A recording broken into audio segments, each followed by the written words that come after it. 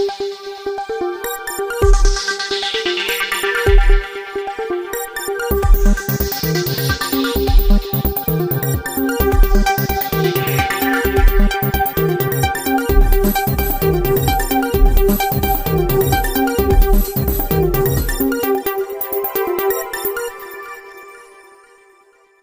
5 साल की सरकार नहीं थी। ये सरकार सिर्फ 4 महीने की सरकार रही, क्योंकि इन 4 महीनों के अंदर सरकार ने महंगाई राहत कैंप से लेकर विभिन्न घोषणाएं करके और जनता को राहत देने का ढकोसला किया है। कल मुख्यमंत्री जी ने आदिवासी दिवस पर ओबीसी के आरक्षण को 21% से बढ़ाकर 27% और मूल ओबीसी के लिए अलग से 6% आरक्षण की बात कही। हम सब जानते हैं आरक्षण देने का प्रावधान हमारे संविधान के अंदर विभिन्न अनुच्छेदों में है। आर्टिकल 300 में है, उसमें स्पष्ट लिखा है कि विभिन्न वर्गों को उनके शैक्षिक और सामाजिक आधार पर आरक्षण देने का काम संवैधानिक प्रावधानों के अनुसार बनाए जाने वाले जो आयोग है, राज्य पिछड़ा आयोग, राज्य अनुसूचित जाति आयोग, राज्य अनुसूचित जनजाति आयोग, उनको उनकी सिफारिश पर सरकार उस किसी भी आरक्षण को कम कर सकती है, बढ़ा सकती है। पर मुख्यमंत्री जी ने घोषणा की, मुझे आश्चर्य रहा। दिसंबर 2022 में इन्होंने राज्य पिछड़ा आयोग के अध्यक्ष के पद पर जस्टिस भंवरू खां को पदस्थापित किया। आयोग का गठन 3 सदस्यों के साथ होता है। आयोग का गठन हुआ नहीं, उस पर मामला उच्च न्यायालय में गया और माननीय उच्च न्यायालय ने भी कहा कि आयोग का विधिवत गठन सरकार करे। आयोग की एक भी बैठक नहीं हुई, आयोग के समक्ष कोई प्रस्ताव भी विचाराधीन नहीं, और उसके बाद बिना आयोग की सिफारिश के, बिना क्वांटिफाइबल डेटा और अध्ययन के सिर्फ मुख्यमंत्री जी ने घोषणा करके और ओबीसी वर्ग में एक भ्रम फैलाने का काम किया। अगर उनकी मंशा होती तो सरकार के प्रारंभिक कालखंड में या इससे पहले विधिवत रूप से निश्चित तौर पर अगर आरक्षण बढ़ाने में, हम आरक्षण बढ़ाने के विरोधी नहीं है। केंद्र सरकार ने पहले ही 27% कर रखा है ओबीसी का आरक्षण बढ़ाए, पर बिना वैधानिकता को पूरा किए हुए आरक्षण किस प्रकार बढ़ा सकते हैं, एक्सपर्शन ये है। उन्होंने मूल ओबीसी की बात कही। आज राजस्थान में मूल ओबीसी वर्गीकृत ही नहीं है।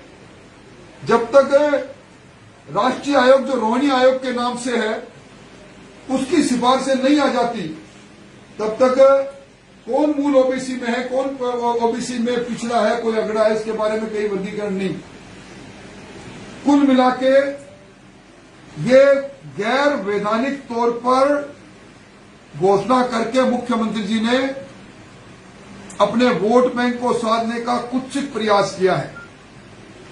आज जो पिछले वर्ष बजट की घोषणा हुई थी उसमें चिरंजीवी परिवार की 1,39,00,000 महिलाओं को मोबाइल फोन, यानी आज से लगभग 18 महीने पहले बजट के अंदर मुख्यमंत्री जी फरमाते हैं हम हमारे चिरंजीवी परिवार की महिलाओं को मोबाइल फोन देंगे। वो घोषणा जो स्वतः ही 1 अप्रैल 2022 को लागू हो जानी चाहिए थी, आज 2022 के बाद 2023 निकल गया और 23 के बाद आज अगस्त के महीने के अंदर आज उसका शुभारंभ मुख्यमंत्री जी कर रहे हैं। और 1,39,00,000 में से अब मैं क्षमा चाहूंगा, 1,33,00,000 है वो।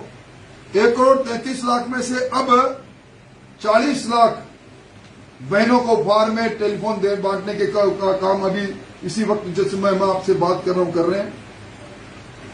सरकार ने बजटीय प्रावधान नहीं किया, पिछले वर्ष बजटीय प्रावधान किया था 2,500 करोड़ का, पर अब अगर 1,33,00,000 को मैं मुख्यमंत्री जी द्वारा घोषित 6,135 रुपए के हिसाब से भी देखूं तो ये राशि बहुत बड़ी हो जाती है जो पर बिना बजट के मुख्यमंत्री जी कर रहे हैं। और विशेष बात है कि ये इसमें पैसा टेलीफोन के वॉलेट से ट्रांसफर हो रहा है, वॉलेट से ट्रांसफर हो रहा है, यानी उसी महिला को टेलीफोन मिलेगा जिसके पास पहले से टेलीफोन है। उसके वॉलेट में पैसा ट्रांसफर करेंगे, फिर वो अंदर जाएगी, अंदर जाके मुख्यमंत्री जी ने जो सजा रखा है एक Samsung A3 core Galaxy phone है, उसमें स्पेसिफिकेशन आउटडेटेड हो गए, आज उनका उपयोग भी कोई नहीं करता और आज उसमें अपना डेटा डालकर अपनी 16 फोटोएं डालकर मुख्यमंत्री जी सरकारी धन पर अपना प्रचार कर रहे हैं।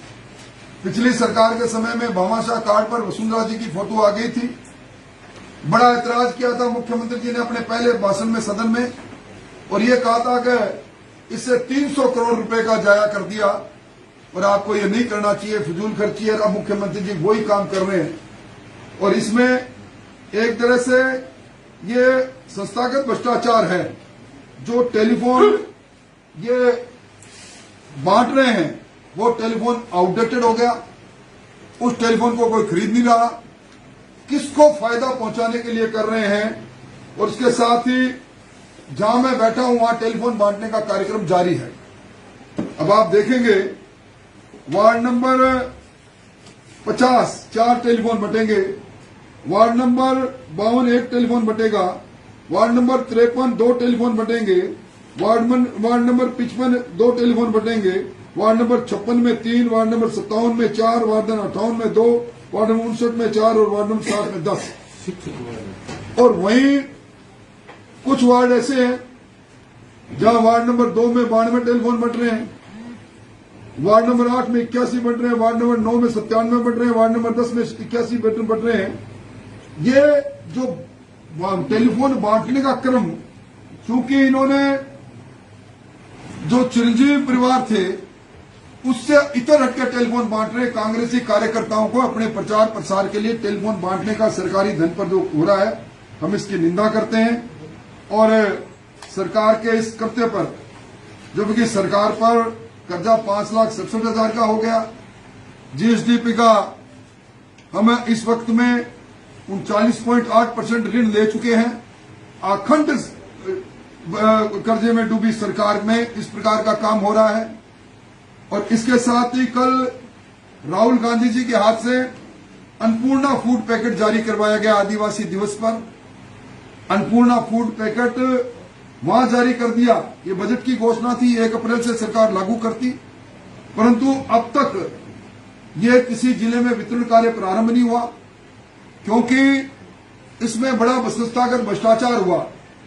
अपने चूरू में भी एक कंपनी जिसके पास 50 करोड़ का अनुभव हो सरकारी पोषाहार बांटने का, उसकी एलिजिबिलिटी रखी, उस कारण से हुआ कि सिर्फ पूरे राजस्थान में एक राणावत कंपनी है, उसके अलावा दूसरी कोई कंपनी नहीं।